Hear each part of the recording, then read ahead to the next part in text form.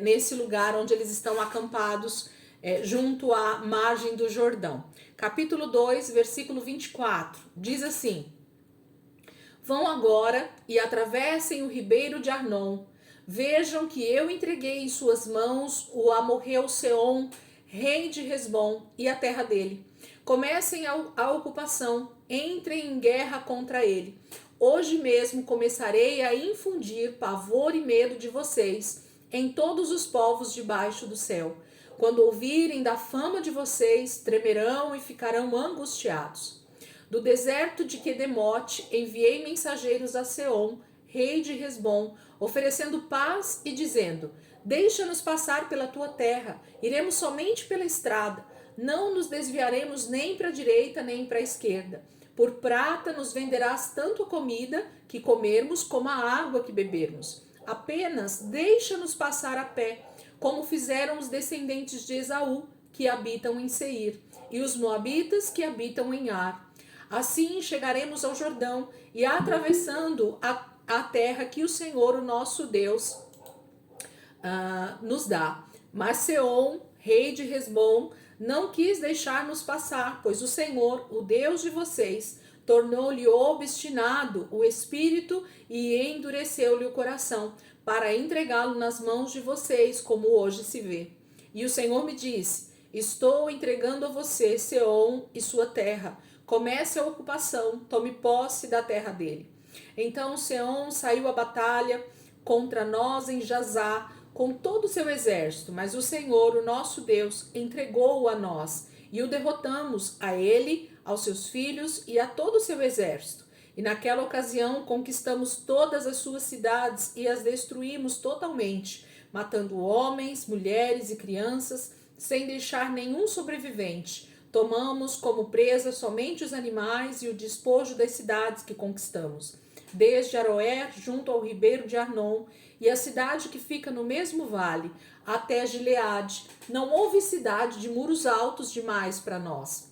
O Senhor, o nosso Deus, entregou-nos tudo. Somente da terra dos Amonitas vocês não se aproximaram, ou seja, toda a extensão do vale do rio Jaboque e as cidades da região montanhosa, conforme o Senhor, o nosso Deus, tinha ordenado. Esse trecho do capítulo 2, ele vai falar sobre essa conquista. Moisés está contando a essa nova geração sobre uma das primeiras conquistas que eles tiveram enquanto eles estavam ali caminhando no deserto, já indo em direção à terra prometida. Então essa passagem a respeito do rei Seom, da cidade, né, desse território do rei de Hesbom, ela está contada para nós lá em Números. Então depois, se vocês quiserem, entrem lá no estudo de Números, que vocês vão ver por que foi essa conquista, como foi, o que o Senhor fez naquele momento. Mas o texto aqui já está falando um pouco para nós. Esse rei Seom, ele estava no caminho que Israel iria passar para conquistar a terra prometida.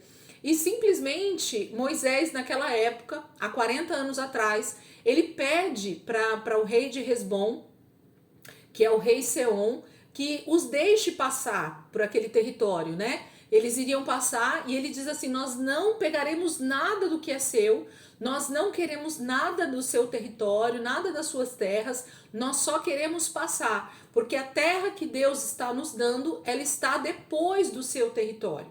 Para que a gente não tenha que dar uma volta muito grande, então a gente passa por dentro do território e o que a gente comer, o que a gente beber, a gente ainda vai pagar por isso. Então é isso que Moisés avisa para o rei Seom, né, para o rei de Hesbom. E ele simplesmente diz: não, eles estão nos enganando, eles querem tomar o nosso território, e o rei Seom então vai à guerra contra todo Israel naquele momento. E então o Senhor ordena que o seu povo guerreie, né? Que já que esse rei não quer abrir mão, né? Não quer abrir espaço para que o seu povo passe, quer criar problemas, né? Quer criar uma afronta, então ele será vencido. E é isso que acontece. O rei Seom é um dos primeiros reis que é combatido ali no deserto, ele é vencido e esse território é tomado já pelo povo de Israel naquele momento. Eles já tomam todo aquele território e já conseguem essa primeira conquista. E quando esse texto começa no versículo 24, Moisés está contando sobre a ordem que o Senhor dá, né? Vão agora e atravessem o ribeiro de Arnon e vejam que eu entreguei em suas mãos o amorreu Seom, rei de Hesbom, e a terra dele. Então, o Senhor já estava dando uma palavra de vitória mesmo antes deles entrarem nesse território, mesmo antes deles entrarem nessa guerra contra o rei Seom. O Senhor já estava dizendo de antemão que esse rei iria ser um impedimento para eles, mas que esse impedimento ia cair, né? Eles iam vencer essa guerra contra o rei Seom e eles iam conquistar. Olha o que ele diz no 25.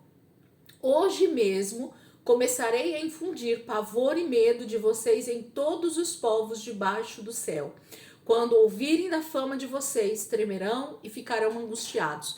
Nesse momento, esse aqui, como é o primeiro território que eles vão começar a passar e a realmente ser conquistadores desses territórios, porque as guerras vão vir sobre eles, eles vão começar a realmente ficar ainda mais famosos, porque desde a conquista, desde a saída, na verdade, né, de Israel do Egito, cada território por onde eles vão passando durante o trajeto deles no deserto, a fama de Israel, desse povo que o Senhor, o Deus de Israel, libertou eles do Egito, já é grande. Então, por causa das pragas que foram acontecendo no Egito, por causa dos primogênitos que morreram, por causa da forma como eles saíram, né, como o faraó permitiu que eles saíssem, por causa da travessia do Mar Vermelho a seco, todas essas notícias, elas corriam às nações vizinhas, ao Egito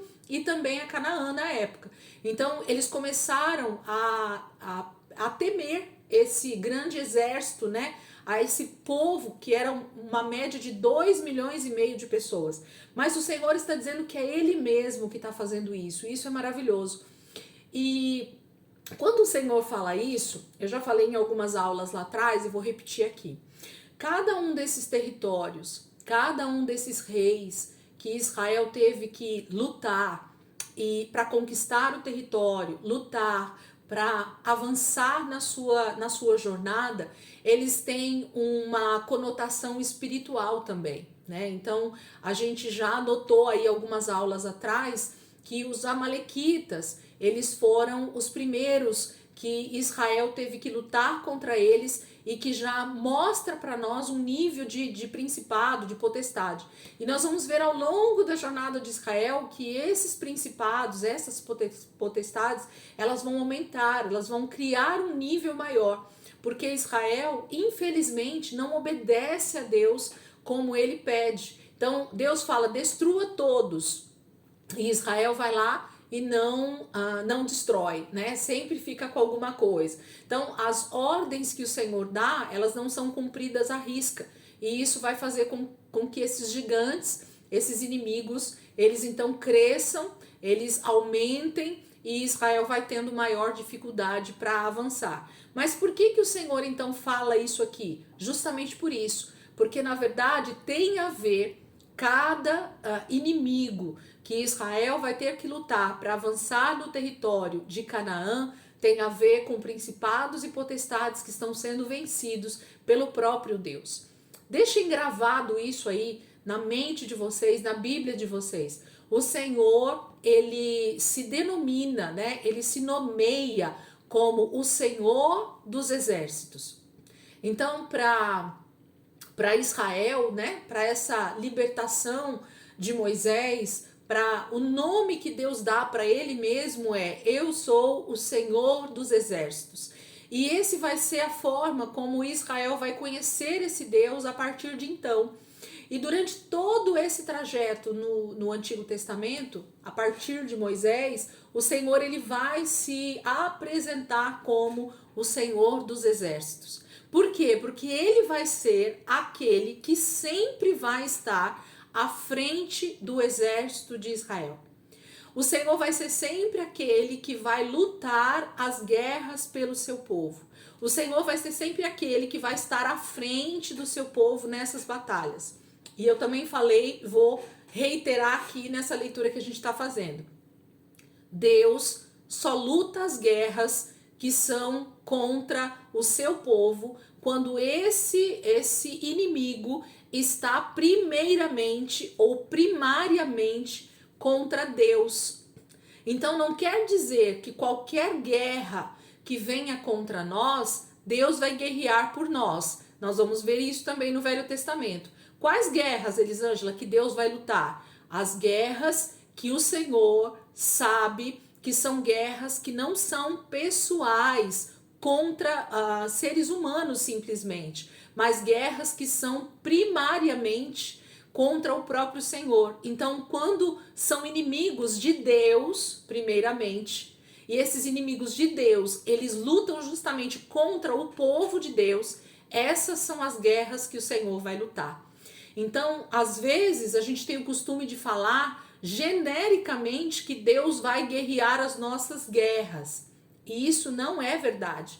A gente leu agora, recentemente, quando Israel peca, né? E eles tentam então pedir perdão e o povo se levanta ali depois do bezerro de ouro, se não me engano, ele se levanta e diz: não, nós vamos conquistar Canaã. O Senhor falou que já nos deu, e o Senhor diz para Moisés, fala assim: Moisés, avisa o povo que não suba para conquistar a terra. Eu não vou estar com eles. Por que eu não vou estar com eles? Porque eu já disse que eles pecaram e eles vão permanecer no deserto durante 40 anos até que essa geração seja morta no deserto, para só depois eles conquistarem a terra prometida. E eles vão e tentam, né, subir e tentam conquistar, e todos eles são mortos nessa batalha. Então o Senhor não vai à frente deles, e os seus inimigos vão conquistar, então vão matá-los, né, nessa guerra. O que eu estou querendo dizer com isso? Todas as vezes que o Senhor der um comando de que Israel avance, de que Israel pode ir contra aquele inimigo, porque ele vai à sua frente, essa guerra é de Deus. Essa guerra primariamente é contra Deus. Esse inimigo está se levantando não simplesmente contra uma nação, mas contra o Deus dessa nação. E é por isso que Deus vai à frente e guerreia por eles e vence as guerras de Israel.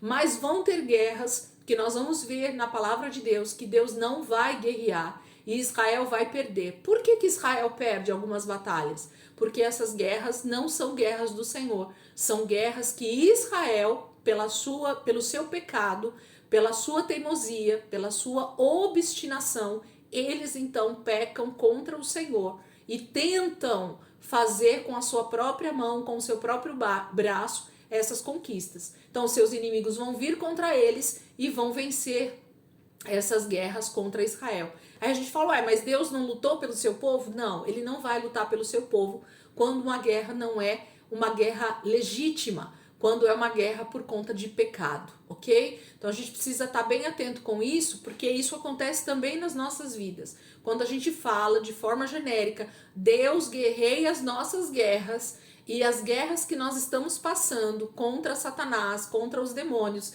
elas não são guerras legítimas contra Deus e contra nós, mas são guerras por causa dos nossos pecados, por causa de brechas que nós abrimos. Deus não vai guerrear por nós. Deus não vai entrar nessa guerra, porque essa guerra não é dele, ok? Essa guerra foi uma atitude nossa e abriu então uma brecha para o nosso inimigo vir contra nós. E se nós não nos arrependermos e fecharmos essas brechas, o Senhor vai permitir que Satanás vença essas guerras na nossa vida. Entenderam aqui o que eu estou querendo dizer? Por isso que a gente vai perceber algumas guerras vencidas e outras não. Tem a ver com isso. Mas o Senhor diz que Ele está pondo, versículo 25 novamente, hoje mesmo começarei a infundir pavor e medo de vocês em todos os povos debaixo do céu. Então a fama desse povo de Israel, dessa nação de Israel e do Deus de Israel vai ser infundida. O próprio Deus vai colocar no coração das nações vizinhas pavor e medo desse povo. Esse povo é muito poderoso. Esse povo tem um Deus muito poderoso. E é exatamente isso que Deus faz, né? Ele realmente cria isso no coração deles para que eles realmente estejam debaixo da soberania de Deus a respeito da conquista de Israel, ok?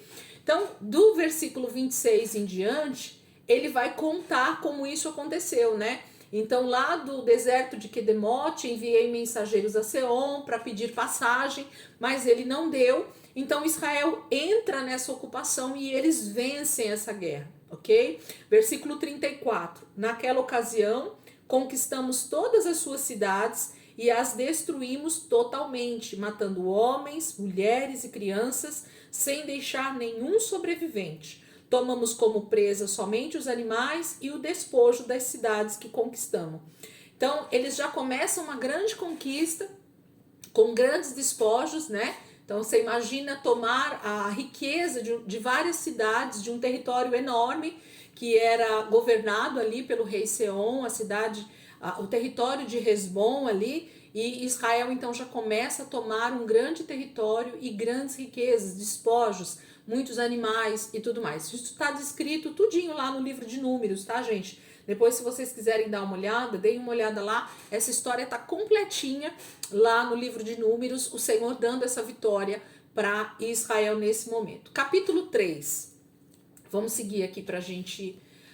A mesma coisa vai acontecer agora no capítulo 3 contra Og, rei de Bazã, tá bom? Também é um rei que foi vencido ali por Israel nessa passagem. Vamos ler aqui, capítulo 3. Deixa eu ver se ela termina já esse primeiro pedaço. Depois voltamos e subimos rumo a Bazã. Og, rei de Bazã, atacou-nos com todo o seu exército em Edrei. E o Senhor me disse: não tenha medo dele, pois eu o entreguei em suas mãos com todo o seu exército, e dei a você também a terra dele. Você fará com ele como fez com Seom, rei dos amorreus, que habitava em Hesbom. Então o Senhor, o nosso Deus, também entregou em nossas mãos Og, rei de Bazã, e todo o seu exército. Nós os derrotamos sem deixar nenhum sobrevivente. Naquela ocasião, conquistamos todas as suas cidades. Não houve cidade que não tomássemos. Foram 60 em toda a região de Argob, o reino de Og em Bazã. Todas elas eram fortificadas com muros altos, portas e trancas. Além delas, havia muitas cidades sem muros. Nós as destruímos completamente, tal como havíamos feito com Seom, rei de Hesbom, destruindo todas as cidades, matando também os homens, as mulheres e as crianças. Mas os animais todos e o despojo das cidades tomamos como espólio de guerra. Foi assim que naquela ocasião tomamos desses dois reis amorreus o território a leste do Jordão, que vai desde o ribeiro do Arnon até o monte Hermon. Os sidônios chamam o Hermon de Sirion, os amorreus o chamam de Senir. Conquistamos todas as cidades do Planalto, toda Gileade e também toda Bazã, até Salcá e Edrei, cidades do reino de Og, em Bazã. Og, rei de Bazã, era o único sobrevivente dos Refaíns. Sua cama era feita de ferro e tinha pela medida comum 4 metros de comprimento e 1,80 m de largura. Ela ainda está em Rabá dos Amonitas. Vamos até aqui. Então, vocês perceberam? Outro rei, que inclusive era um descendente dos Refaíns. Nós falamos um pouquinho disso nas últimas aulas também, né? Desses gigantes que a terra vai falar que existiam. E aí mostra o tamanho da cama desse rei, né? Que era bem pequenininha a cama dele. Então ele devia ser um homem bem pequenininho, 4 metros de cama, né? De comprimento, ele devia ser bem pequenininho.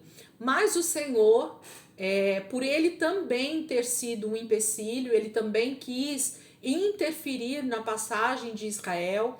Eles também pediram que eles só passassem pelo território de Og, e infelizmente eles não permitiram e se levantaram com o seu exército vindo contra Israel. Por isso o Senhor disse para Moisés naquela ocasião, lá naquele momento o Senhor veio até Moisés e disse: não tenha medo, versículo 2. não tenha medo dele, pois eu o entreguei em suas mãos com todo o seu exército, e dei a você também a terra dele. Você fará com ele como fez com Seom, rei dos amorreus que habitava em Hesbom. Então a gente tem mais uma vitória, né, que está lá também no livro de Números, bem em seguida. É um rei, primeiro vem Hesbom e depois Og, né? Então a gente tem esses dois reis aí que são vencidos, um em seguida do outro, porque era a passagem que Israel estava tendo que passar para chegar até Canaã. Lembrando, gente, que esses territórios que Israel estava tendo que passar nesse momento eram territórios que eram passagem para chegar até Canaã, ok? E naquele momento Israel ainda não havia pecado com o pior dos pecados, aonde Deus deu então a declaração de que eles morreriam no deserto. Então eles já estavam a caminho da conquista de Canaã, já faltava bem pouco, porque eles estavam no território próximo já de Canaã. A gente viu isso lá quando a gente estava lendo. Eles estavam praticamente já para atravessar o Rio Jordão, quando eles pecam ali contra o Senhor, e então eles são obrigados a permanecer no deserto mais 40 anos, até que toda a geração anterior morresse. E Moisés está então diante dessa nova geração, contando para eles esses feitos do Senhor nessa ocasião aqui em que eles conquistam tanto a vitória sobre Seom quanto a vitória sobre Og, esses dois reis, tá bom? Gente, analisem comigo que é justamente essa questão de conquistar a terra prometida. Eles estão justamente nessa ida, né? Nesse trajeto para conquistar a terra prometida, e são esses os empecilhos que vão aparecendo no meio do caminho, e esses empecilhos são justamente para que Israel não entre na terra prometida. Conseguem entender o que eu já estou querendo dizer? Então, a trajetória no deserto, a trajetória entre a saída do Egito e a conquista da terra prometida, ela é marcada justamente por esse momento de deserto, essa caminhada no deserto, e é marcado também por muitos inimigos que tentam justamente nos impedir de alcançar o alvo, que é a terra prometida. Então, além de um coração obstinado, além do Senhor estar provando o coração de Israel, como a palavra vai dizer, que o Senhor está ali o tempo inteiro provando o seu povo, para que veja justamente o que está no coração deles, ainda nós temos os nossos inimigos contra essa conquista. Então, por isso que Deus, contra esses inimigos, ele se levanta, guerreia e vence, para que nós então possamos conquistar. Então Deus sempre vai vir guerrear essas guerras que são contra o povo de Deus e primeiramente contra ele, para que o povo de Deus conquiste a terra prometida, ok? Então isso acontece também nos dias de hoje. É a mesma coisa, a mesma dinâmica acontece. Nós também estamos a caminho da Canaã celestial. Nós também estamos a caminho dessa eternidade com o Senhor, de estarmos prontos para o arrebatamento, de estarmos prontos para a volta de Jesus. E essa conquista, ela não vai ser fácil. Essa conquista não vai ser tão simples assim, porque nós temos inimigos o tempo inteiro tentando de alguma maneira nos parar, ou fazer com que a gente peque, ou fazer com que a gente vá contra os princípios do Senhor, contra a palavra de Deus. Gente, o que mais o diabo faz, tanto aqui no Velho Testamento, no Pentateuco, quanto ele faz nos dias de hoje, é uma palavra chamada tentar tirar a nossa fé. O que é isso, Elisângela? É fazer com que a palavra que Deus já deu seja uma dúvida no nosso coração. O pior pecado que Israel comete nessa trajetória aqui é justamente quando os espiões vão até Canaã e quando eles voltam eles trazem um relatório negativo dizendo: nós não vamos conseguir conquistar essa terra. Aí Josué e Caleb fazem o quê? Pelo amor de Deus, meus irmãos, não falem uma besteira dessa. Quem deu a terra para nós, quem prometeu a terra para nós, foi Deus, não foi homem nenhum. Entendem? Então, o que Satanás tenta fazer, tanto com Israel no Antigo Testamento, quanto conosco hoje, é tirar a credulidade na própria promessa, na própria palavra. Toda palavra que Deus libera, quando Ele libera, ela já é. Grava isso no teu coração. Toda palavra que Deus diz, ela já é, já está feito. Deus ainda não vai fazer, Ele já fez. Então, a terra prometida já era a propriedade de Israel. Não ia ser ainda. Eles só tinham que conquistar, eles só tinham que entrar, eles só tinham que cumprir o que Deus tinha falado. Mas já era deles. A Canaã celestial, a eternidade já é nossa. Nós já temos um destino, nós já temos um lugar preparado. Jesus vai dizer: eu estou indo e vou preparar-vos lugar. Se não fosse assim, eu não teria dito. Eu vou preparar lugar para vocês. Então tudo já está pronto. O que nós precisamos fazer aqui hoje em dia? Nos santificarmos, obedecermos a palavra e crermos que esse dia vai chegar. Então o trabalho de Satanás continua o mesmo. Mentir para nós e para o povo de Israel, dizendo que Deus falou, mas não é bem assim que vai acontecer. E aí a incredulidade entra, a dúvida entra e nós paramos de crer na promessa, naquilo que Deus prometeu. Não foi homem que prometeu, foi Deus. Amém? Então a estratégia continua a mesma, inclusive. Vamos lá. Então eu não vou falar mais sobre esse texto do 3, porque é justamente sobre essa vitória que eles conquistam também em seguida sobre Og. Versículo 12 em diante, até o final aqui do capítulo 3. Seguem comigo, gente. Da terra da qual tomamos posse naquela época, o território que vai de Aroer, junto ao ribeiro de Arnon, até mais da metade dos montes de Gileade com as suas cidades, dei-o às tribos de Ruben e de Gade.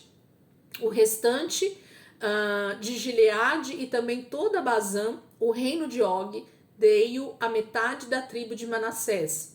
Toda a região de Argob, em Bazã, era conhecida no passado como a terra dos Refaíns.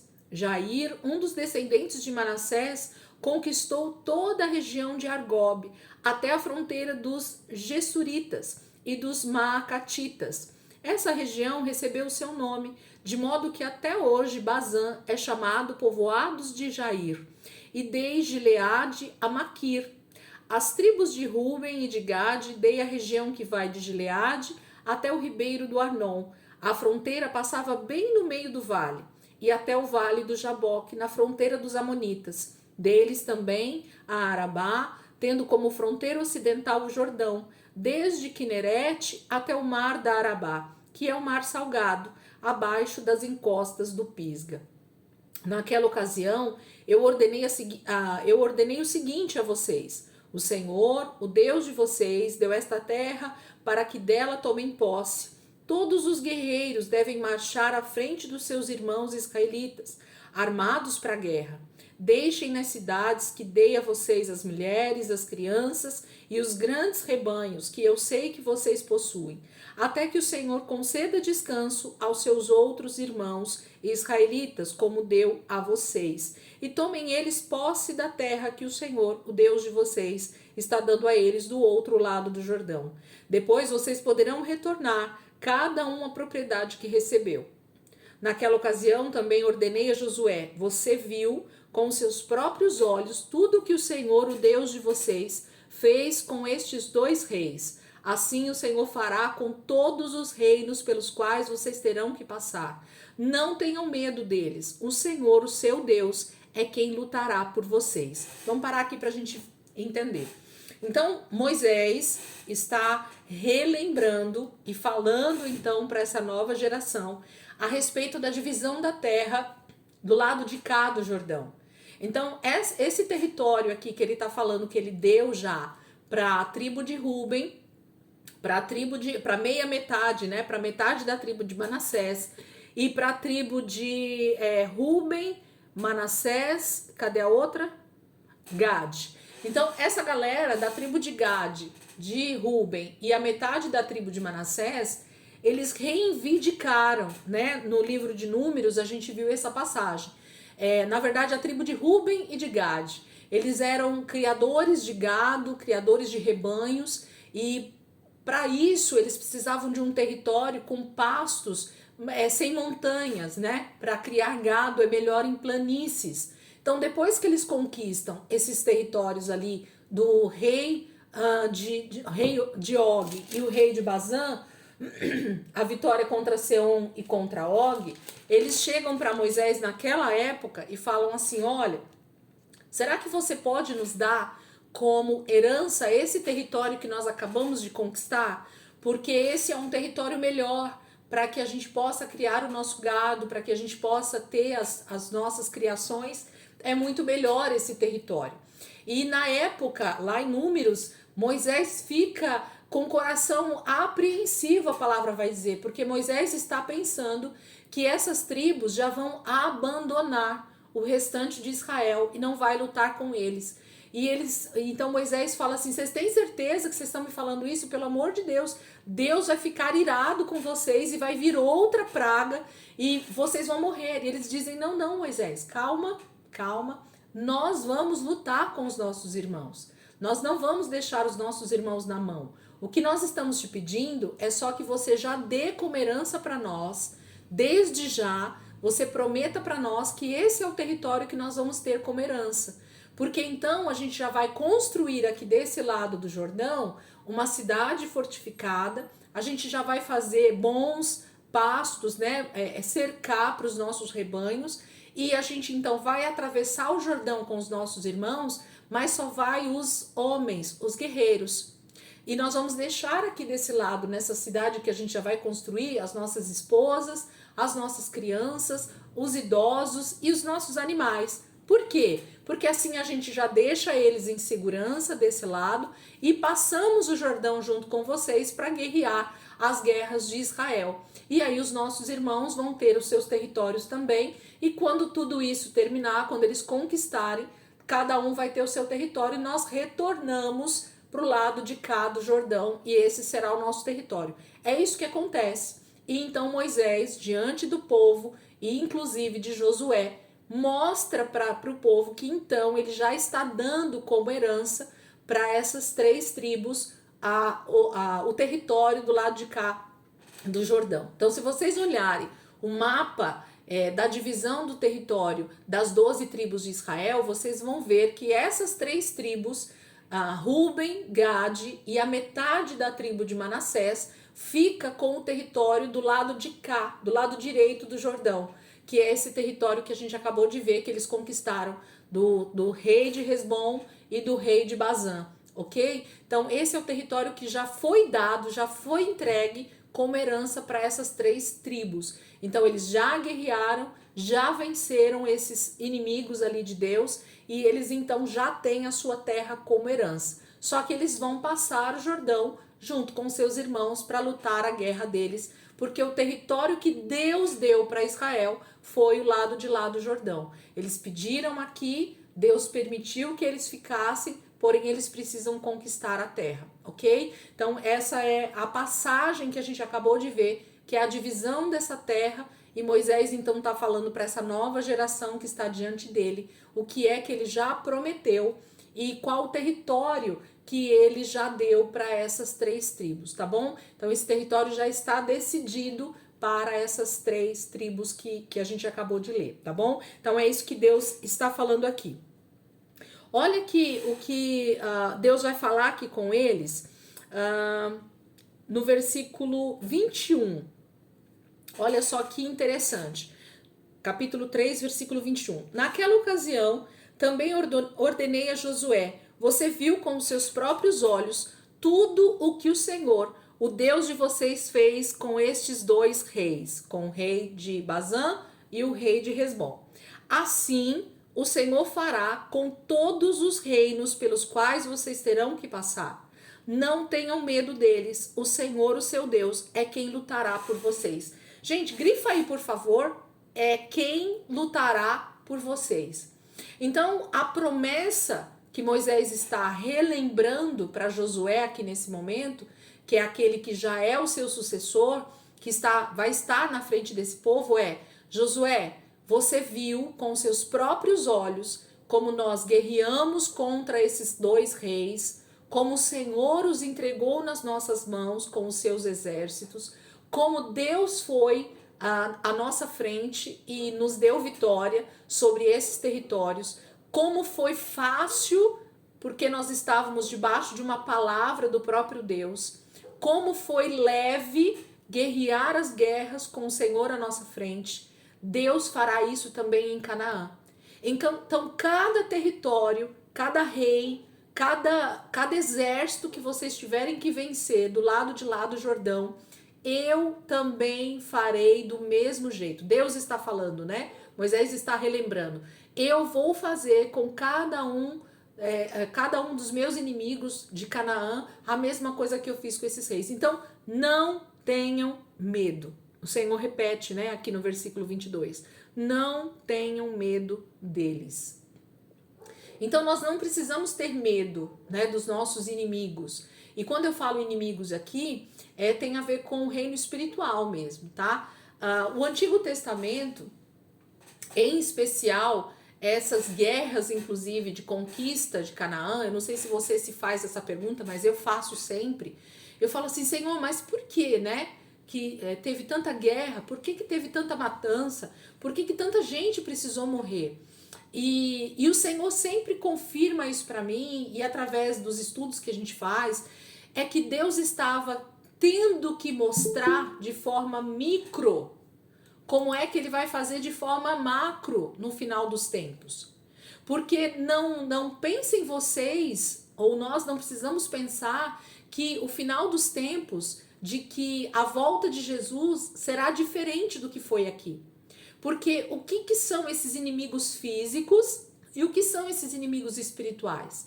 Os inimigos físicos são pessoas que se rebelaram contra tudo que se diz Deus, o Deus verdadeiro, né? Então todas essas nações, todos esses homens, mulheres e crianças, idosos que moravam nesses territórios, eles já eram pessoas totalmente idólatras, que não obedeciam os princípios de Deus, que tinham atitudes totalmente contrárias aos princípios de Deus, já naquele tempo, há quase 4.000 anos atrás, né?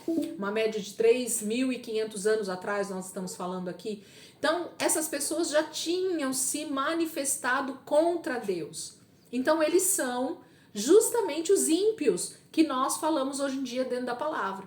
Então, por que Deus permitia essas guerras e essas mortes? Porque todo inimigo de Deus, todos aqueles que são contra a cruz de Cristo, no final dos tempos também vão morrer. Percebem?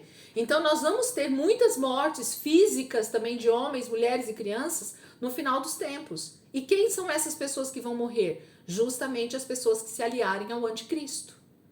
Então tudo que vai contra Deus, contra os princípios de Deus e que está em pecado, qual o destino dessas pessoas, gente? Senão a morte. E a morte física e espiritual, né? Então a gente tem isso também no final dos tempos. Então quando a gente lê o Antigo Testamento, às vezes a gente tem um pouco, né, de resistência dessas leituras e de ver tantas mortes, né, tantas pessoas morrendo, e a gente acha isso um absurdo, quando na verdade isso aqui é um número pequeno, mínimo, diante daquilo que vai acontecer no final dos tempos. Então Deus estava mostrando de forma micro o que vai acontecer de forma macro, ok? Deus está dando um vislumbre para nós, através da história de Israel e dessas nações, o que vai ser no final dos tempos contra todas as nações da terra.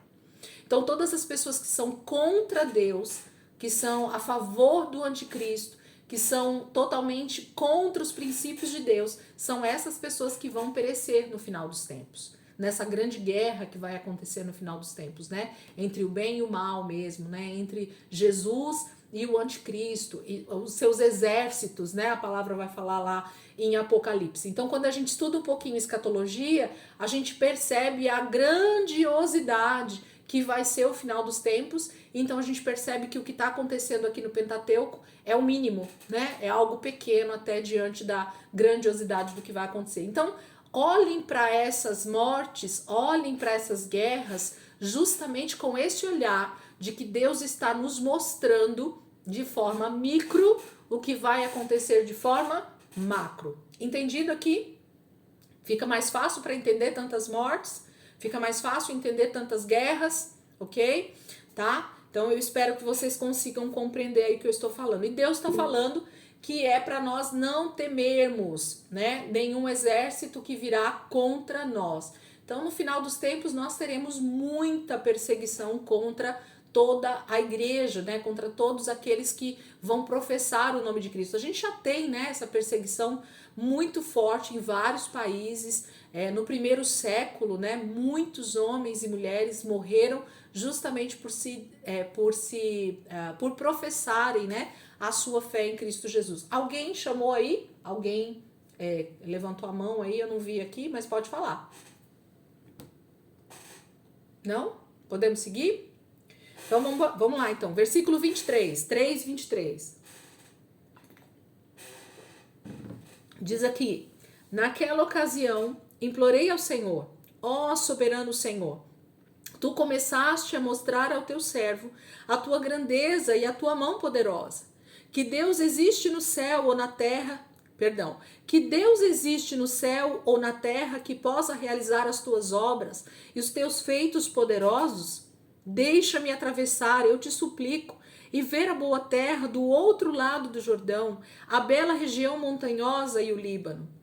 Todavia, por causa de vocês, o Senhor irou-se contra mim e não quis me atender. Basta, ele disse, não me fale mais sobre isso. Suba ao ponto mais alto do Pisga e olhe para o norte, para o sul, para o leste e para o oeste. Veja a terra com seus próprios olhos, pois você não atravessará o Jordão. Portanto, dê ordens a Josué, fortaleça-o e encoraje-o, porque será ele que atravessará a frente deste povo e lhe repartirá por herança a terra que você apenas verá. Então ficamos acampados no vale diante de Bet-peor. Esse último pedacinho aqui do capítulo 3 é Moisés, né? Clamando ao Senhor para que permitisse que ele atravessasse o Jordão junto com o povo, para ele pelo menos pisar na terra de Canaã. O que Moisés queria era poder pôr os pés ali naquela terra, era ver com os seus olhos bem de pertinho como é Canaã, né? Como é essa terra que o Senhor tem prometido há tantos e tantos anos para eles ali caminhando no deserto. Mas Moisés sabia que ele não teria direito de entrar na terra.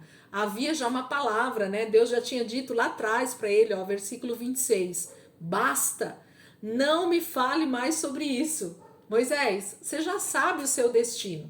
Suba, né, no Monte Pisga, pode olhar para os 4 cantos da terra, olhe toda Canaã aí do alto do monte, porque você só vai avistar a terra. Quem vai tomar posse dela junto com o meu povo é Josué. Então ele fala, fortaleça Josué, né? Diga o que você tem que dizer para ele, dê a palavra realmente a Josué, porque é ele quem vai conquistar essa terra com o meu povo.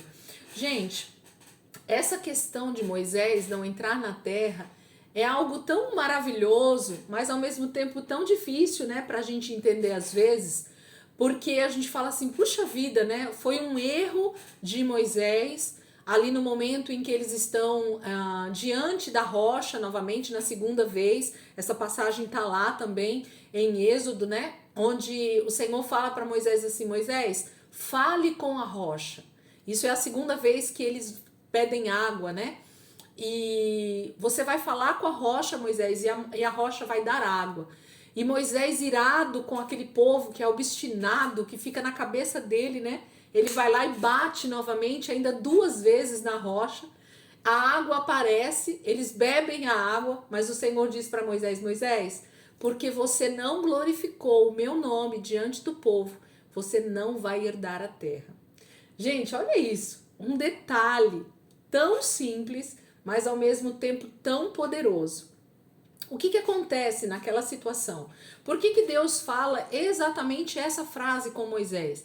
Porque você não glorificou o meu nome, é por isso que você não vai entrar na terra. Quando Deus fala essa palavra, você não glorificou o meu nome, É porque a atitude de Moisés diante do povo deveria ser dando glória, deveria sendo dando honra a Deus. Então, na primeira ocasião, o povo estava diante de Moisés e diante da rocha, e Deus havia dito para ele bater na rocha, que a rocha verteria a água. E assim Moisés faz. Moisés bate com seu cajado na rocha, e da rocha sai água, e o povo glorifica a Deus. Olha, Deus falou que Moisés bateria na rocha, e a rocha verteria água, e foi assim que aconteceu. Glória a Deus, ó. A glória foi para Deus.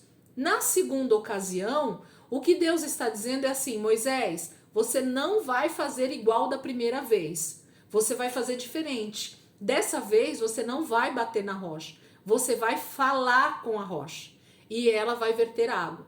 Mas Moisés, no intuito de fazer o que Deus pediu para ele fazer, ou de resolver aquela situação, aquela demanda de água, que mais uma vez o povo estava ali quase que matando, apedrejando Moisés, ele de raiva, ele vai e bate na rocha. Não só uma vez, mas como duas. E o Senhor e Deus faz verter água da rocha. Só que ele diz assim: o que foi que aconteceu diferente aqui, Moisés? Você não obedeceu ao meu comando. Deus queria fazer de forma diferente naquele momento, para que Israel entendesse que Deus nunca vai agir da mesma maneira em situações inclusive iguais. Grava isso que eu tô falando, irmãos. Eu tenho um problema de saúde, eu tenho câncer, ok? Em nome de Jesus tá amarrado. Eu tenho um câncer, então Deus me deu uma estratégia para que eu vencesse esse câncer de uma forma, ok? E aí passa-se algum tempo, alguma outra irmã ou algum outro irmão tem um câncer no mesmo lugar que o meu. Vai adiantar eu dar a receita que Deus deu para mim, para esse irmão? O que vocês acham? Não, não. Sabe por quê? Porque Deus sempre vai agir de maneira diferente para com os seus filhos. A maneira de Deus agir na minha vida é uma, a maneira de Deus agir na sua vida é outra. Deus nos dá ferramentas espirituais iguais para todos. Agora, a estratégia de vencer a guerra para Israel, ela sempre foi diferente. Então, em todas as batalhas, em todas as guerras, em todas as situações que Israel passou, Deus sempre se movia de maneira diferente. Por quê? Para que nós possamos sempre, grava isso, nós precisamos sempre depender de ouvir a voz de Deus para a solução dos nossos problemas. Porque se não fosse assim, começa a ser uma repetição de receita dada. Ó, Cleo, para resolver esse problema na sua vida espiritual, há 10 anos atrás eu fiz um jejum de 1 semana e resolveu. Para que a Cleo então vai orar? Entende? Para que a Cleo vai depender de Deus então, se eu já tenho a receita para ela? Então eu passo a não depender mais de Deus, eu passo a depender da pastora Elisângela. Ela vai me dar a receita.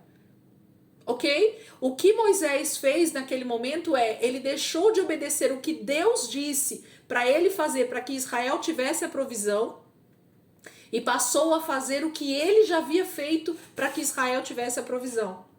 Todas as vezes que nós agimos da mesma forma, sem consultar o Senhor, sem buscar em Deus a direção para a nossa vida, baseado em outras pessoas ou baseado em outras ocasiões, muito provavelmente nós vamos cair do cavalo, porque você passou a deixar de depender do Pai. Então, Moisés sofre uma consequência seríssima, que é essa questão de deixar de herdar a terra. E a gente pensa que isso é muito sério, mas não é não. Eu vou fechar a aula porque faltam só 4 minutos. Voltem rapidinho, ó, nós estamos em 10. Eu quero vocês bem rapidinho pra gente continuar. Maiara, eu fecho a aula e abro de novo porque o Google Meet me dá só 1 hora, tá? Então eu vou fechar e vou mandar o link novamente.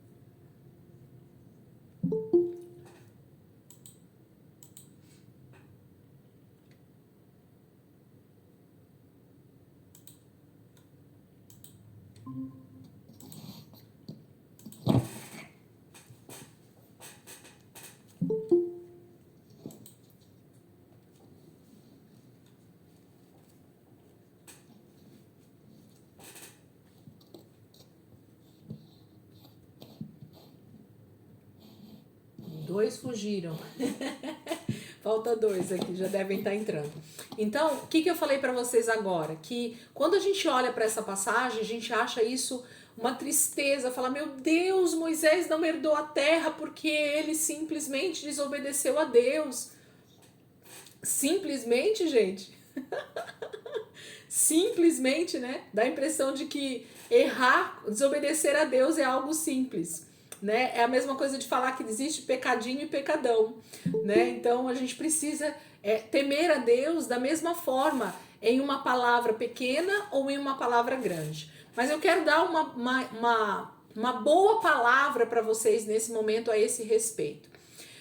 Quando a gente terminou o livro de Números, se não me engano, acho que foi Números mesmo, que a gente vê a passagem de Moisés, isso mesmo, ó, Números 27. Abram lá comigo novamente. Números 27, volta só algumas páginas aí. Números 27, a partir do versículo 12, até o finalzinho. É bem pequenininho esse trecho. Vamos ler aqui novamente, só para vocês relembrarem isso e eu mostrar uma coisa poderosa aqui para vocês novamente. Números 27, versículo 12. Nós já estudamos isso, tá lá na aula, depois se vocês quiserem ver completo, vejam, tá? Porque eu só vou dar uma relembrada na gente aqui. Olha o que o texto diz, Números 27, 12. Então o Senhor disse a Moisés, suba a este monte da serra de Abarim e veja a terra que dei aos israelitas. Depois de vê-la, você também será reunido ao seu povo, como seu irmão Arão. Pois quando a comunidade se rebelou nas águas do deserto de Zim, vocês dois desobedeceram a minha ordem de honrar a minha santidade perante eles. Isso aconteceu nas águas de Meribá, em Cádiz, no deserto de Zim. Moisés disse ao Senhor que o Senhor, o Deus que a todos dá vida, designe um homem como líder desta comunidade, para conduzi-los em suas batalhas, para que a comunidade do Senhor não seja como ovelhas sem pastor.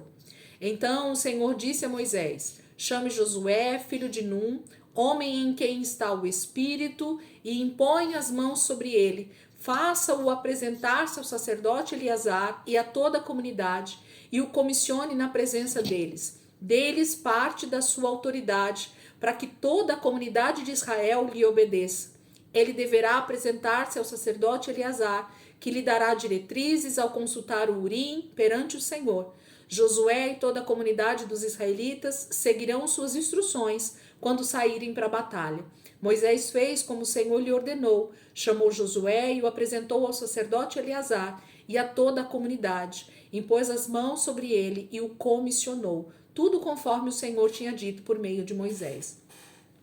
Nessa passagem, gente, se vocês lembrarem, eu fiz um paralelo entre a tipologia de Jesus e o Espírito Santo, porque Moisés é um tipo de Cristo, isso é unânime entre a maioria dos estudiosos, ok? Moisés, ele é uma tipologia do Cristo. Então, em vários aspectos, a gente tem Moisés com toda a mesma atitude, os mesmos fundamentos, a mesma maneira de agir do próprio Cristo.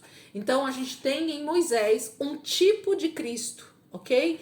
E automaticamente, tendo tendo Moisés como esse tipo de Cristo e percebendo que Moisés, então, no final da sua vida, ele recebe essa palavra do próprio Deus, dizendo que ele não entraria na terra, mas então Moisés intercede diante de Deus, dizendo, Deus, tudo bem, eu não vou entrar, então levanta um homem, levanta um outro líder, para levar este povo a conquistar essa terra. Ele fala assim, ó, versículo 15 aqui, se vocês estiverem aberto lá em Números, olha só. Que o Senhor, o Deus que dá vida a todos, designe um homem como líder desta comunidade. Olha o 17, para conduzi-los em suas batalhas.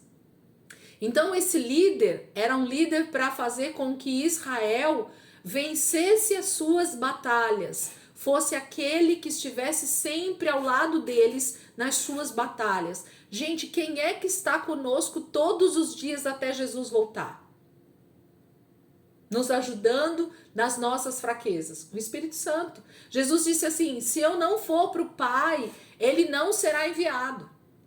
Né? Então, a gente tem o Espírito Santo como aquele que nos ajuda hoje até que Jesus venha.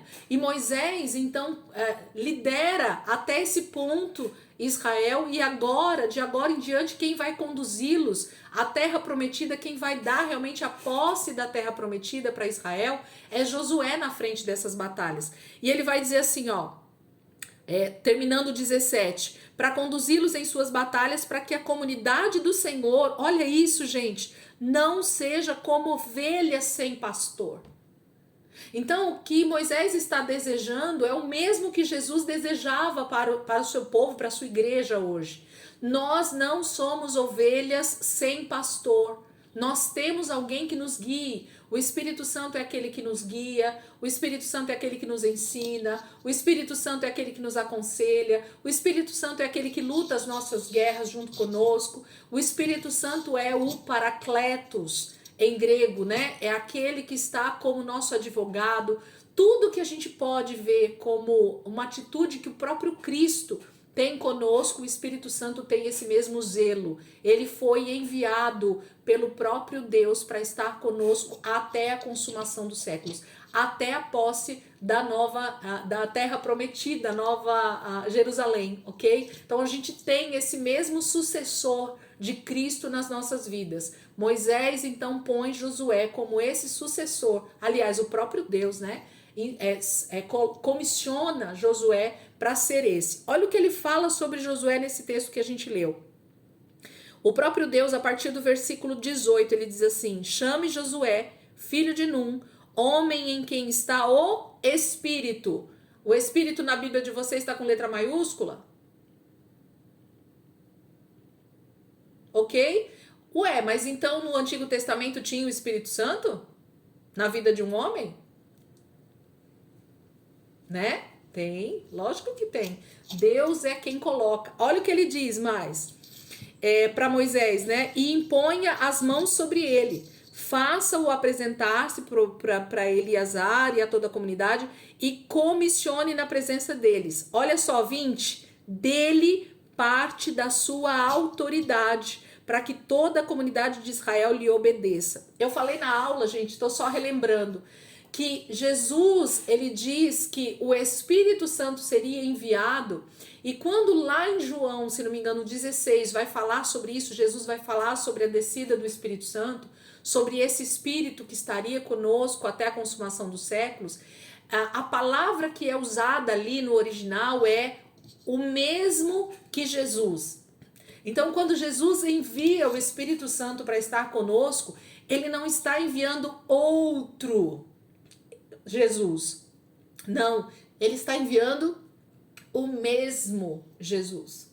Então, quem está conosco todos os dias até a consumação do século é o próprio Cristo, através do Espírito Santo. Então, o que Moisés também está fazendo é: eu vou, né, para o Pai, Deus vai arrebatar Moisés, mas aquele que vai ficar no meu lugar, ele também tem a mesma autoridade que eu. Ele tem o mesmo espírito que eu tenho. Ele caminha no mesmo passo que eu caminho. Ele está levando vocês com a mesma direção que eu estou levando vocês. Então Josué vai ser esse homem que vai levar Israel também a conquistar a terra prometida com essa mesma integridade, com essa mesma retidão, com essa mesma esperança, com essa mesma obediência. Gente, isso é tremendo demais. Volta lá para Deuteronômio, senão eu vou ficar aqui em números. Vocês podem assistir a aula, que essa aula aqui dessa sucessão de Moisés foi tremendo que a gente falou, ok? Tem mais coisas ali que vocês podem cavar junto com o texto. Então, quando Moisés ele é impedido de herdar a terra, não é a pior coisa do mundo. Por quê? Porque, na verdade, se Moisés é a tipologia de Cristo, e Cristo teve que morrer em nosso lugar por causa dos nossos pecados, quem foi sacrificado nesse momento por causa do pecado de todo Israel foi quem, gente? Moisés. Ok? Um homem só sofreu as consequências, exatamente como o próprio Cristo sofreu as consequências pelos nossos pecados. Então, infelizmente, por causa do coração obstinado de Israel, Moisés teve uma atitude errada. Ele pecou contra Deus e então perdeu a oportunidade de entrar na terra, ok? Então é só uma tipologia, tá, gente? O que Deus está mostrando para nós é que Moisés não vai herdar a terra justamente pela sua desobediência. Aquele que desobedece, aquele que peca contra Deus, não tem direito de herdar a terra. Porém, a gente sabe que Moisés, ele teve a oportunidade porque ele creu na promessa. Então, ele não tem a oportunidade de herdar a terra fisicamente, mas ele teve a oportunidade porque ele se arrependeu espiritualmente. Por que eu digo isso? Porque Moisés provavelmente foi arrebatado. Não se tem evidências concretas, não está escrito com todas as letras na palavra, mas todas as evidências mostram que ele foi arrebatado. Para mim, a principal evidência de que ele foi arrebatado é justamente o episódio, né, da transfiguração no monte, aonde aparece quem junto com Jesus, gente? Moisés e Elias. Elias foi arrebatado? Sim ou não? Sim. Então, por isso que Elias está ali com o corpo transformado junto com Jesus. E Moisés? Por que Moisés está ali se Moisés morreu como qualquer outro homem mortal? Por que ele já está ali com o corpo transformado? Percebem? Então, a evidência de que Moisés também foi arrebatado pelo próprio Deus aqui nessa situação da sua morte é justamente esse corpo transformado que ele está ali junto com Jesus no Monte da Transfiguração. Então, se Moisés não tivesse sido arrebatado, ele não estaria ali junto com Elias, tá? Então, isso é uma evidência que a própria palavra mostra para nós e que então a gente entende, tá? Que Moisés também foi arrebatado. E aí, se Moisés é essa tipologia de Cristo, ele morre nesse momento, ele é arrebatado, ele está junto do Pai e tem um sucessor agora que continua, né? Que está junto com o povo de Israel e que vai continuar essa jornada. Então, não há uma tristeza nem no coração de Deus e nem no nosso hoje olhando para a palavra, porque a gente sabe que Moisés foi salvo. E isso é o mais importante. Ele já está, inclusive, com o corpo glorificado, aguardando a volta de Jesus para que todos nós possamos viver a eternidade, ok? Então a gente não precisa se entristecer com a morte de Moisés e com essa questão dele não ter entrado na terra prometida. Ele já está, na verdade, usufruindo da Canaã celestial, de uma terra prometida ainda melhor, ok? Então ele já estava com o Senhor lá desde o momento da sua morte aqui. Vamos seguir? Capítulo 4. Exortação à obediência. Capítulo 4 de Deuteronômio. Vamos ler esse primeiro trecho aqui. Diz assim, ó: E agora, ó Israel, ouça os decretos e as leis que estou ensinando vocês a cumprir, para que vivam e tomem posse da terra que o Senhor, o Deus dos seus antepassados, dá a vocês. Nada acrescentem às palavras que eu ordeno a vocês, e delas nada retirem, mas obedeçam aos mandamentos do Senhor, o seu Deus, que eu ordeno a vocês. Vocês viram com seus próprios olhos o que o Senhor fez em Baal-Peor. O Senhor, o seu Deus, destruiu do meio de vocês todos os que seguiram a Baal-Peor. Mas vocês que permaneceram fiéis ao Senhor, o seu Deus, hoje estão todos vivos. Eu ensinei a vocês decretos e leis, como me ordenou o Senhor, o meu Deus, para que sejam cumpridos na terra na qual vocês estão entrando para dela tomar posse. Vocês devem obedecer-lhes e cumpri-los, pois assim os outros povos verão a sabedoria e o discernimento de vocês. Quando eles ouvirem todos estes decretos, dirão: de fato, esta grande nação é um povo sábio e inteligente. Pois que grande nação tem um Deus tão próximo como o Senhor, o nosso Deus, sempre que o invocamos? Ou que grande nação tem decretos e preceitos tão justos como esta lei que estou apresentando a vocês hoje? Apenas tenham cuidado. Tenham muito cuidado para que vocês nunca se esqueçam das coisas que os seus olhos viram. Conservem-nas por toda a sua vida na memória. Contem-nas aos seus filhos e aos seus netos. Lembre-se do dia em que vocês estiveram diante do Senhor, o seu Deus, em Horebe, quando o Senhor me disse: reúna o povo diante de mim para ouvir as minhas palavras, a fim de que aprendam a me temer enquanto viverem sobre a terra e as ensinem a seus filhos. Vocês se aproximaram e ficaram ao pé do monte. O monte ardia em chamas que subiam até o céu e estava envolvido por uma nuvem escura e densa. Então o Senhor falou a vocês do meio do fogo. Vocês ouviram as palavras, mas não viram forma alguma, apenas se ouvia a voz. Ele lhes anunciou a sua aliança, os 10 mandamentos, escreveu-os sobre 2 tábuas de pedra e ordenou que os cumprisse. Naquela ocasião, o Senhor mandou-me ensinar a vocês decretos e leis para que vocês os cumprissem na terra da qual vão tomar posse. Vamos parar aqui. Gente, já tem muita coisa boa aqui nesse texto. Moisés está então lembrando a essa nova geração. Vou falar sempre isso para vocês lembrarem que é uma outra galera que está ouvindo isso, tá bom? Não é a primeira geração, não é aquela turma que saiu do Egito que está ouvindo essa declaração de Moisés agora. É a nova geração, são os filhos, são os netos daqueles que saíram do Egito. Porque toda a primeira geração morreu no deserto por causa dos seus pecados. Então, quando Moisés está falando com eles aqui agora, olha o que ele vai dizer. Versículo 1 novamente. E agora, ó Israel, ouça os decretos e as leis que estou ensinando a vocês a cumprir para que vivam e tomem posse da terra que o Senhor, o Deus dos seus antepassados, dá a vocês. Se vocês puderem grifar, grifem aí. Ensinando vocês a cumprir para que vivam e tomem posse da terra. Então existe uma condição que está descrita na palavra para que isso aconteça. Então, como é que faz? Então, a gente precisa ensinar as pessoas sobre esses decretos e essas leis. Para quê? Para que através da obediência aos decretos e às leis, as pessoas vivam. Gente, muita gente esquece desse detalhe. Quando Jesus declarou: eu vim ao mundo para que tenham vida e a tenham em abundância. Jesus não estava dizendo a respeito dessa vida natural, normal, cotidiana, dessa rotina que nós vivemos no nosso dia a dia. Jesus não estava dizendo sobre todos os bens que você conquista, sobre todas as faculdades, sobre todas as coisas boas, as viagens que vocês vivem. Não é dessa vida de abundância que Jesus está falando.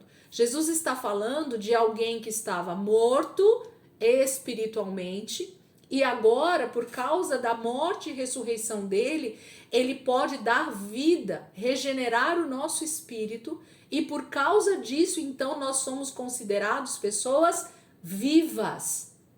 Então, como é que eu continuo viva? Como é que eu continuo tendo vida?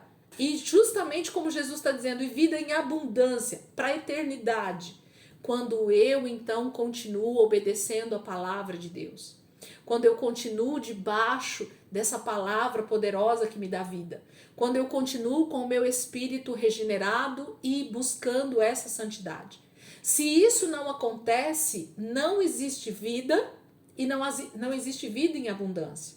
Então, esse versículo de Jesus não cabe para aqueles que ficam vivendo uma vida de cristianismo e mundanismo, de obediência e desobediência, porque você fica o tempo todo oscilando a sua vida espiritual, achando que Deus é obrigado a te perdoar todo o tempo.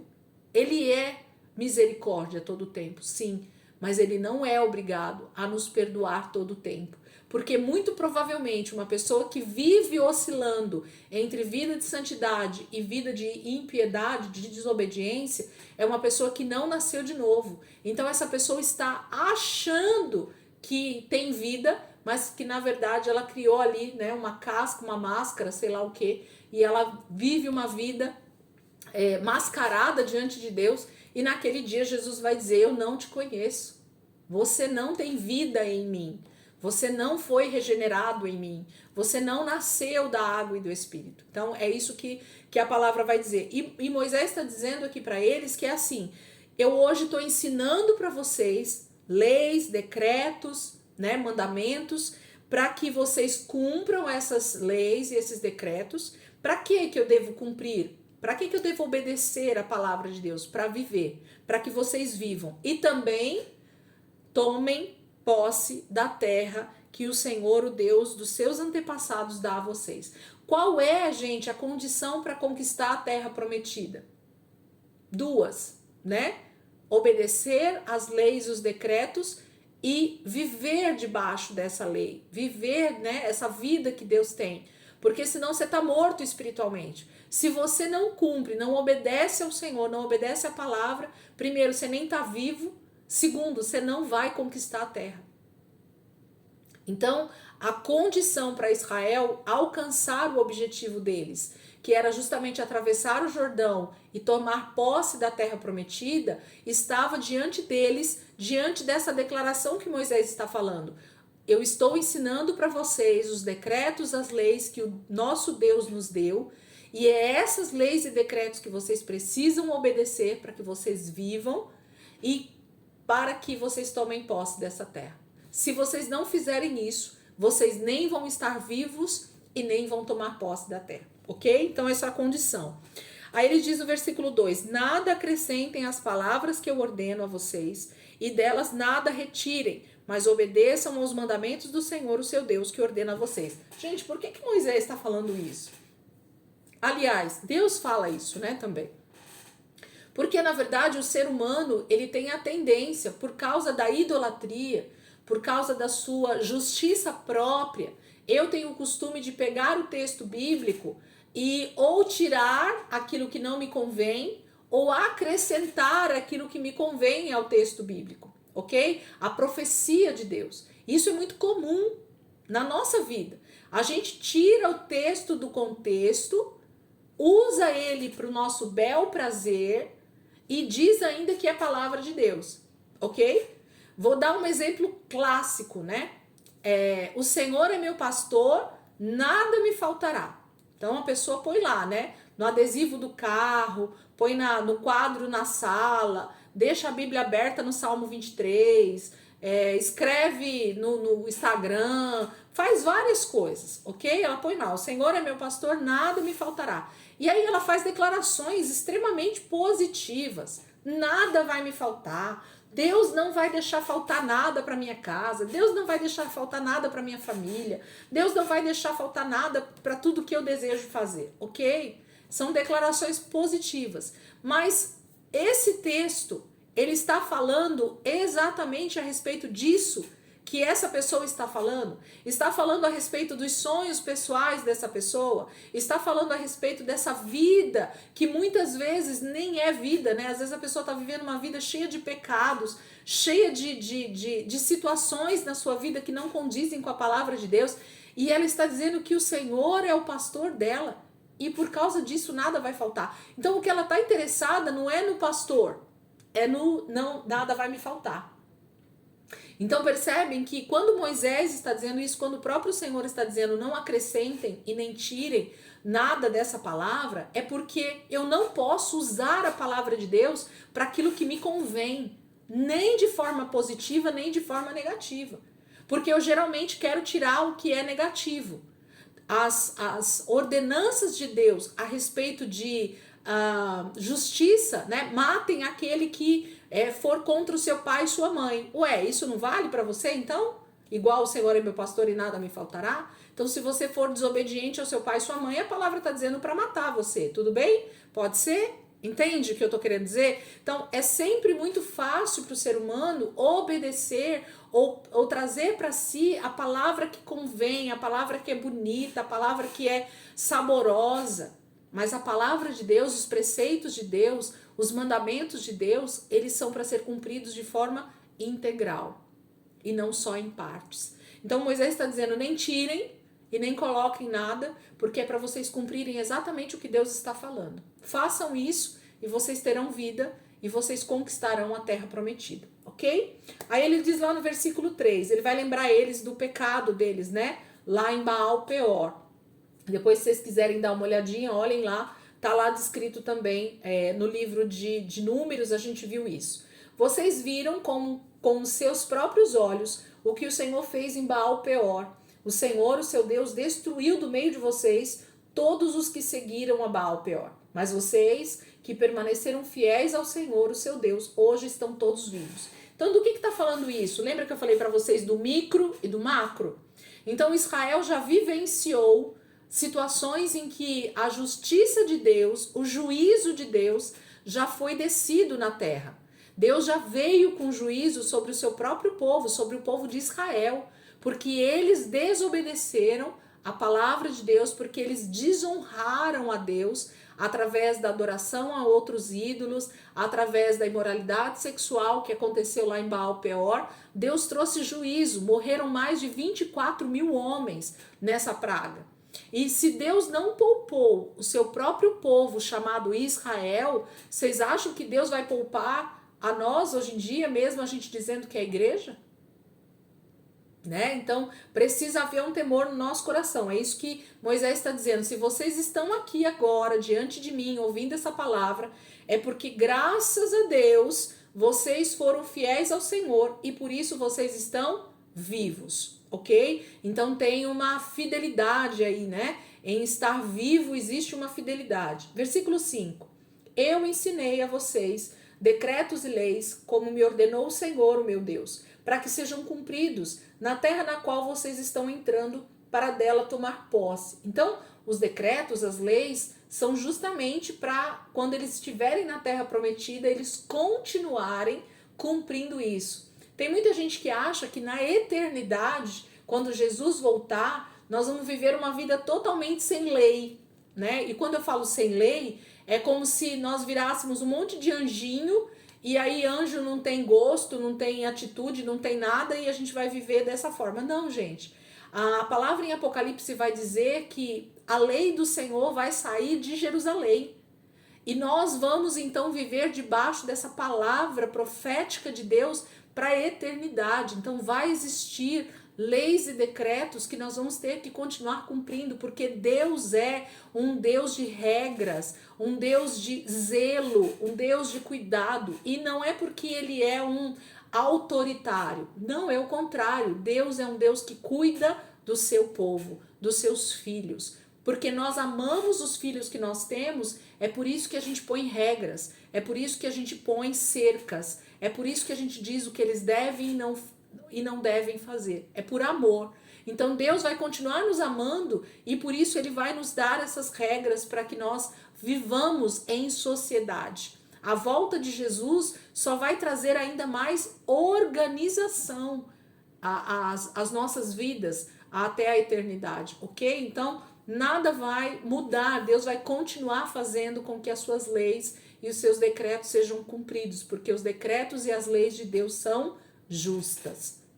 Então é disso que Moisés está falando. Vocês vão entrar na terra prometida, vão tomar posse dela e vão continuar obedecendo às leis do Senhor. Versículo 6. Vocês devem obedecer-lhes e cumpri-los, pois assim os outros povos verão a sabedoria e o discernimento de vocês. Grifem esse versículo, por favor, porque ele é importantíssimo para o nosso entendimento a respeito do propósito de Israel como povo escolhido de Deus, e isso se estende para nós hoje como igreja.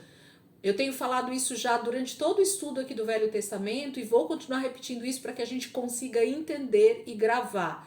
Nós temos o mesmo propósito que Israel tinha no seu tempo, nessa época. Hoje a igreja, que é formada de judeus e gentios, tem o mesmo propósito. Qual é, Elisângela? Esse aqui.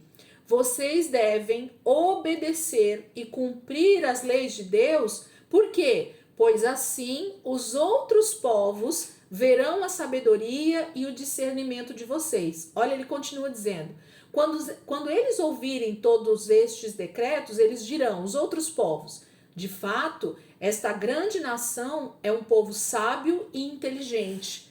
Gente, será que os ímpios olham para nós e declaram isso? Com as atitudes que a gente tem? Ah, esse povo aí que se diz crente, caramba, realmente eles obedecem a palavra de Deus e a gente consegue ver que esse povo, eles têm sabedoria, eles são sábios e inteligentes, porque eles seguem um Deus vivo, poderoso. Olha como eles vivem em comunidade, olha como eles são justos, olha como eles são generosos, olha como eles são... É isso, gente, que a sociedade vê de nós? As outras nações, os outros povos, veem na gente? Não, né? Infelizmente. E é por isso que tanto Israel não cumpriu o propósito deles, nós vamos ver isso, essa tragédia, né? Deles realmente não terem sido o que Deus está dizendo que eles devem ser. E isso tem sido o problema da igreja também. Que o Senhor tenha misericórdia de nós e que, olhando para a palavra hoje, a gente perceba o quão longe a gente está do propósito principal de sermos chamados povo de Deus, de sermos chamados filhos de Deus. É sermos parecidos com o nosso Pai, é agirmos com a mesma justiça que o nosso Pai, é sermos obedientes igualzinho filho. Entende? Então, o propósito de Israel está escrito aqui. Por que Moisés está dizendo, olha, você sabe por que vocês vão ter que continuar obedecendo, cumprindo os propósitos, os mandamentos e as leis de Deus? Por que, Moisés? Porque vocês, pois assim, os outros povos verão a sabedoria e o discernimento de vocês. E quando eles ouvirem todos estes decretos, quando vocês estiverem ensinando, falando a respeito da lei de Deus, de fato, esta grande nação é um povo sábio e inteligente. Quando a gente falar da palavra de Deus, as pessoas vão falar, nossa, realmente isso é maravilhoso. Isso é viver realmente uma vida de abundância. É isso que Deus espera que as pessoas, ouvindo a nossa pregação, ouvindo o nosso ensino, elas vejam, elas desejem a palavra de Deus. Versículo 7. Pois que grande nação, ele faz uma pergunta, né? Pois que grande nação tem um Deus tão próximo como o Senhor, o nosso Deus, sempre que o invocamos? Gente, olha essa pergunta de Moisés. As nações vão dizer assim, nós temos deuses com letra minúscula e os nossos deuses, eles precisam ser invocados, eles precisam de muitas oferendas, eles precisam de muitos sacrifícios, eles precisam de muitas atitudes nossas para que eles nos respondam, para que eles nos deem aquilo que nós temos pedido. Mas o Deus de Israel é um Deus que eles falam com ele e ele simplesmente responde. Nós precisamos, gente, de sacrifícios diante de Deus para que Deus nos responda? Não. Deus só requer de nós obediência. E a partir do momento que a gente obedece, o que a gente vai fazer? A gente vai dizer, como Jesus, Pai, eu sei que o Senhor sempre me ouve. E é porque eu sei que o Senhor me ouve, então eu vou pedir uma coisa aqui para o Senhor. Lázaro, vem para fora. Entende? A autoridade espiritual não está no quanto eu jejuo, ainda que tudo isso seja lícito, tá? Não tô falando contra. A autoridade espiritual não está no quanto eu oro, horas por dia. A autoridade espiritual não está em quanto eu leio a Bíblia. A autoridade espiritual não está em quantas vezes eu vou na igreja por dia. Não, meu irmão, minha irmã. A autoridade espiritual de um homem e uma mulher de Deus está enquanto ele obedece a palavra de Deus.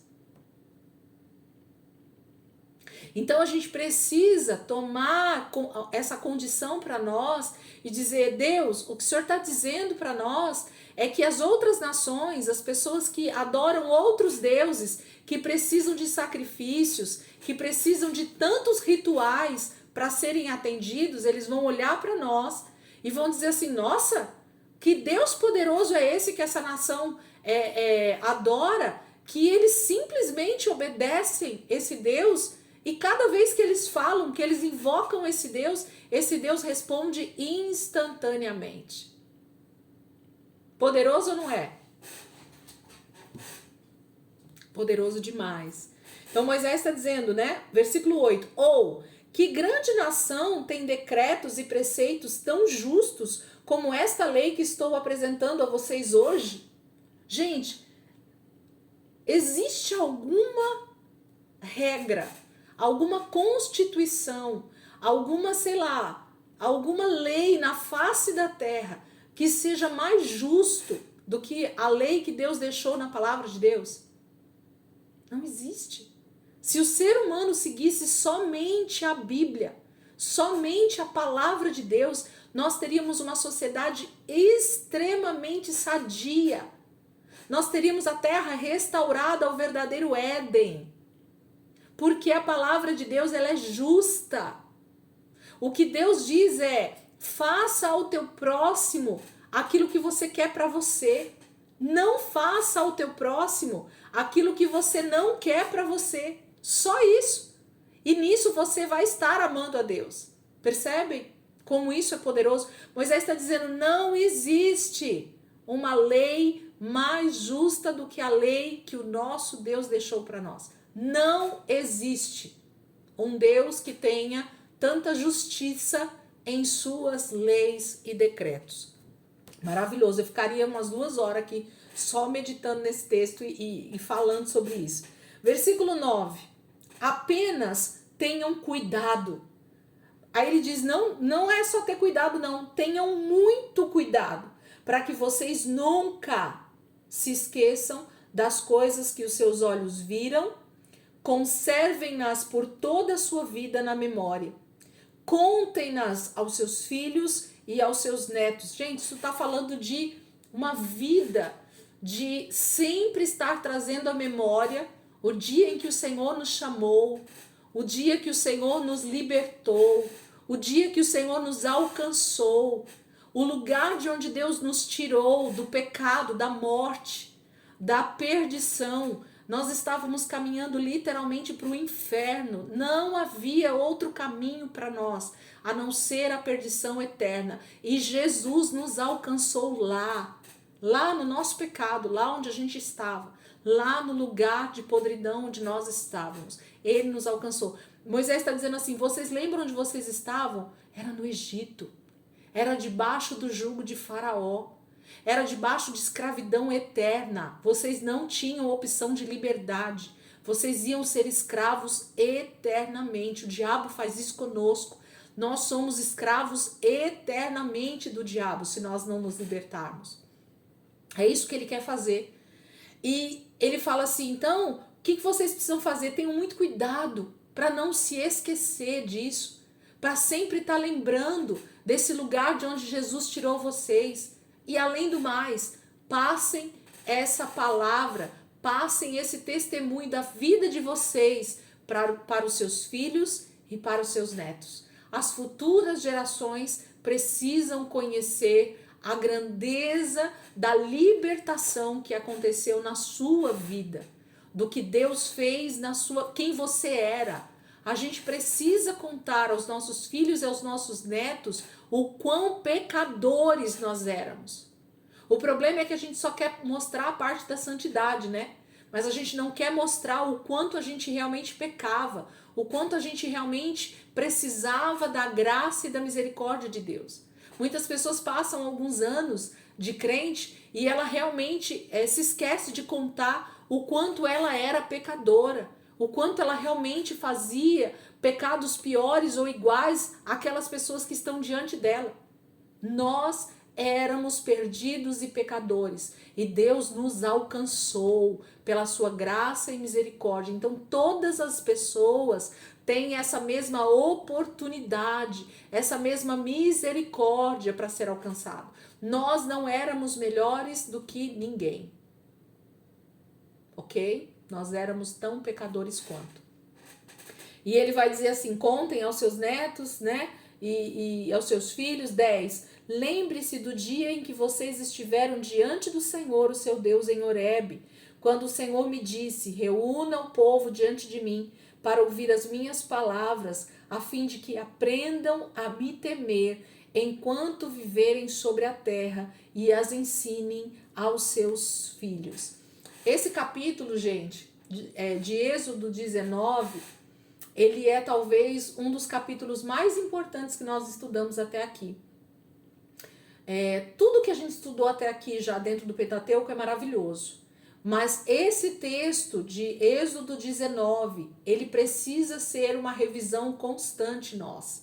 Porque esse é o ápice da presença de Deus no meio do seu povo e foi o momento em que Deus se apresentou a todo Israel.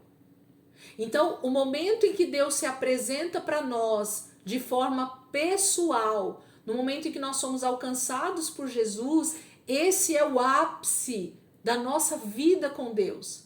Ainda que a gente ouça grandes testemunhos de outras pessoas, tudo isso é válido, é importante, sim, mas não se compara ao que Deus tem preparado para nós. Gente, eu já passei 6 minutos da aula, vocês não me avisam, hein? Puxa vida, já passei grandão da aula, vocês me perdoem. Espera só um minutinho aqui, deixa eu só responder aqui uma mensagem e a gente já vai finalizar e semana que vem a gente...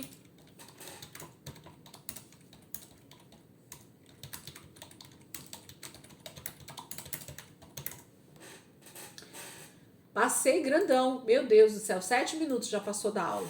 Vocês me perdoem. Então nós vamos parar aqui e eu vou pedir uma liçãozinha de casa para vocês, não só para quem entrou agora nesses últimos dias, mas para todo mundo. Entrem lá na playlist de Êxodo, eu deixei lá no grupo para todo mundo. Entrem lá na playlist de Êxodo e encontrem o vídeo. Se vocês não encontrarem fácil, me falem que eu acho onde tá, mas deve estar fácil de achar. Êxodo 19. Assistam essa aula novamente para que a gente vá a partir dessa aula para o restante do livro de Deuteronômio, tá bom? Eu quero que vocês relembrem essa aula de Êxodo 19 porque ela é importantíssima para nós. Aí a gente volta exatamente desse versículo 10 aqui do capítulo 4 de Deuteronômio, tá bom? Vamos orar para a gente terminar? Pode ser? Jesus, muito obrigado, Pai, por esse momento, muito obrigado por mais essa aula. Senhor, eu não tenho palavras, Pai, para te agradecer. Tudo aquilo que o Senhor tem feito, tudo aquilo que o Senhor tem falado aos nossos corações. Como eu tenho sido, Senhor, edificada por esses estudos, por esses momentos em que a gente para diante do Senhor e a gente realmente olha para a Tua palavra e vê que tudo está aqui. Tudo está escrito, Senhor. O Senhor já deixou o que o Senhor deseja de nós, o que o Senhor espera de nós, o que o Senhor tem para nós como herança, como promessa. Tudo está aqui, Senhor. A Tua palavra, ela tem tanta profundidade, ela tem tanta riqueza, que nós não vamos conseguir chegar no máximo que temos dentro dela, porque o Senhor é soberano, é maravilhoso, o Senhor é grande demais. Obrigada, meu Senhor, por tudo que o Senhor tem falado conosco, por esses momentos de aulas que o Senhor tem nos dado aqui. Eu glorifico ao Senhor, Pai, por tudo que o Senhor tem feito até aqui. Muito obrigada, Espírito Santo. Ministra as nossas vidas cada dia mais. Nós nos abrimos para isso, Senhor. Nós desejamos isso, porque sabemos que tudo está debaixo do controle do Senhor, da sua soberania. E nós desejamos então estar, Senhor, andando nesse propósito, que é obedecermos a Tua palavra, confiarmos nas Tuas promessas. Obrigada, Jesus. Amém. Amém, queridos. Me perdoem mais uma vez aí pelo